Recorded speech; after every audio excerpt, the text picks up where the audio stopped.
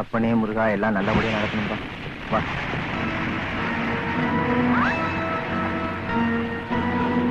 கொஞ்சம் பொறுத்துக்கமா. உனக்கு வழி வந்த உடனே மச்சானுக்கு போன் பண்ணி சொல்லிட்டேன். இன்னும் அவர் புறப்பட்டு வந்துட்டு இருப்பாரு.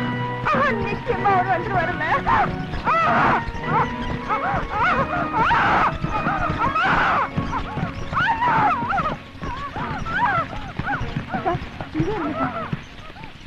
இப்ப பிரசவத்துக்கு வந்திருக்கிறது செல்வபுர ஜெனின் பூபதி ராஜாவோட மனைவி, என்னோட சிஸ்டர். தலைப்பிரசவம், கொஞ்சம் ஜாக்கிரதையா பாத்துக்கங்க. நீங்க ஒண்ணு கவலைப்படாதீங்க. அவங்களுக்கு ஏற்படுத்துறது வாட் பெயின் தான். எப்ப வேணாலும் டெலிவரி ஆகலாம். எங்களால முடிஞ்சதை நாங்க செய்வோம். ஜமீன்தார் கண்டிப்பா வந்துருவாரு இல்லையா? வந்துருவோம். சரி.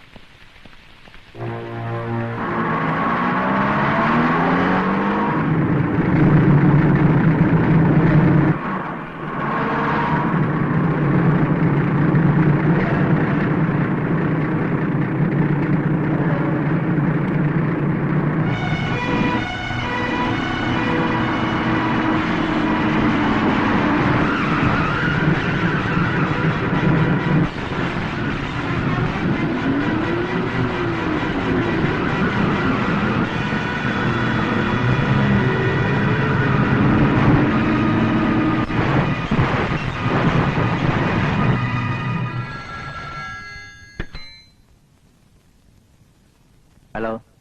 கார் லாரி மோதல், கோடீஸ்வரர் ராஜேந்திர பூபதி மரணம்னு இன்னைக்கு சாயங்காலம் பேப்பர்ல வரும்.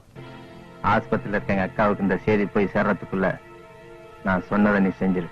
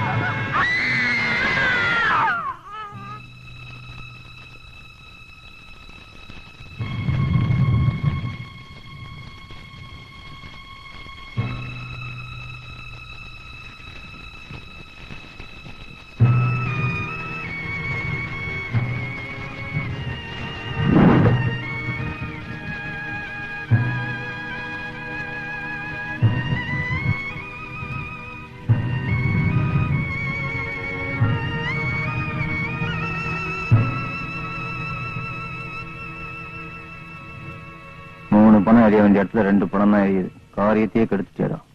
கொஞ்சம் பொறுமையா இருங்க.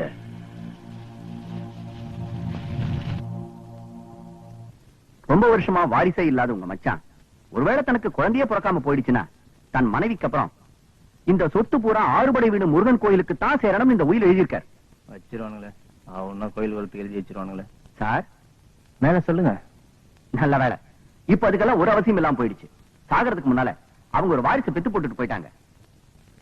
அந்த குழந்தை மேஜர் ஆகிற வரைக்கும் அதுக்கு கார்டினா இருந்து இந்த சொத்தையும் அந்த வாரிசையும் பராமரிக்க வேண்டியது உங்க பொறுப்பு. ஏன்னா இப்ப அந்த குழந்தைக்கு ரத்த சம்பந்தமா இருக்கிற ஒரே உறவு நீங்க தான். இத நான் சொல்லல, சட்டபூர்வமான இந்த உயில் சொல்லுது. வக்கீல் சார், ஒரு சின்ன சந்தேகம். என்ன? ஒண்ணு இல்ல, ஒருவேளை இந்த குழந்தைக்கு பேதி, ஜுரம், கக்குவான், இருமல் வந்து இடையிலேயே பொட்டுன்னு போயிடுச்சுன்னு வச்சுக்குங்க. அப்ப இந்த சொத்து லம்பா எங்க போய் சேரும்? அப்போ இந்த சொத்துக்கள் எல்லாம் ஆறுபட வீடு முருகனுக்கு தான் சேரணும்னு இதுல இருக்கு. கிழிஞ்சது போ ஐயா. அப்புறம் நீங்க முருகனை தேடிக்கிட்டு மலைக்கு மலை தாவிக்கிட்டு பரிவட்டத்தை தலையில சுத்திக்கிட்டு பஞ்சாமிரத்தை நக்கிக்கிட்டு தான் அலையணும். அப்படியெல்லாம் ஒண்ணு நடக்காது. மிஸ்டர் தம்பிதுரை, இன்னையில இருந்து அந்த கார்டியன் பொறுப்பை நீங்க எடுத்துக்கிறீங்க. அதற்கான பத்திரத்தை நான் ரெடி பண்றேன். Wish you all success.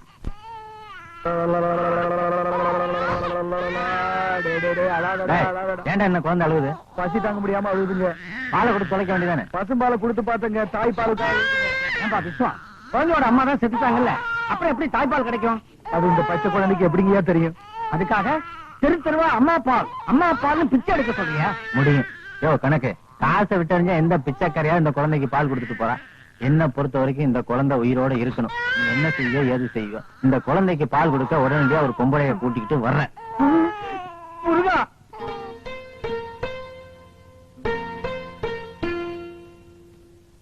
முதலாளி, கஷ்டப்பட்டு தேடி இந்த அம்மாவை கொண்டாந்து இருக்கிறேன். அவங்க பால் கொடுத்து முடிஞ்ச உடனே பணத்தை கொடுத்து அனுப்பிச்சிருங்க. 3 மாசமோ 6 மாசமோ தினமும் வந்து பால் கொடுத்துட்டு மொத்தமா பணத்தை வாங்கிட்டு போச்சு.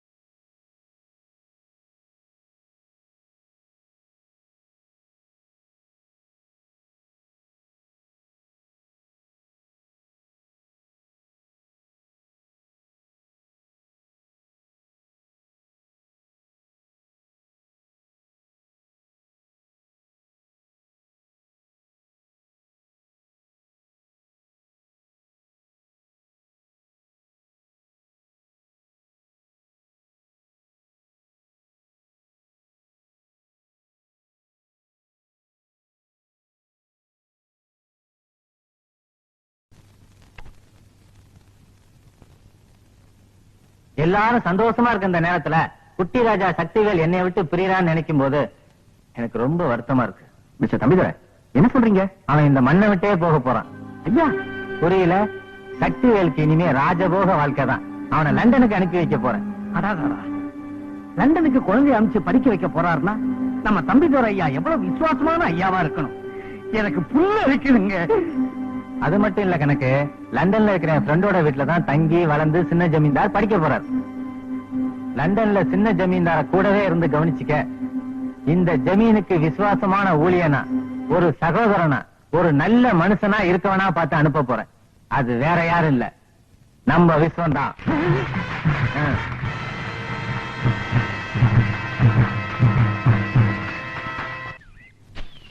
சோழா, லண்டனுக்கு கூட்டிட்டு போறேன்னு சொல்லிட்டு இந்த காட்டு பங்களா கூட்டு வரி என்ன? உனக்கும் இந்த குழந்தைக்கும் டிக்கெட் கொடுக்கறதுமே இங்க தான்.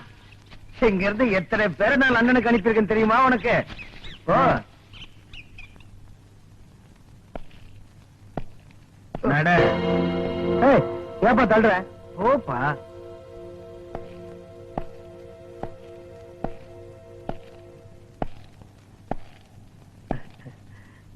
ஐயா, டிக்கெட் வாங்கிட்டீங்களா? ஓ, லண்டனுக்கா? உனக்கும் சின்ன ஜமீன்தாருக்கும் இன்னும் 25 வருஷத்துக்கு இந்த காட்டு பங்களா வேண்டா லண்டன். ஐயா, என்ன சொல்றீங்க? இதுக்கே நீ இவ்வளவு ஆச்சரியப்படுறிய? இந்த ஜமீன் சொத்துக்காக எங்க அக்காவையும் மச்சானையும் கொன்னதே நான் தான்டா. ஒரே கல்ல 2 மாங்காய். ஒரு மாங்காய் சொத்து, இன்னொரு மாங்காய் குழந்தை. கல்லு யார் தெரியுமா? நீதான். ஐயா, இது அநியாயங்க. ஏய், கல்லெல்லாம் பேசக்கூடாது. டேய், ஏய், போடி, போடி, போடி, போடி. ஏய்,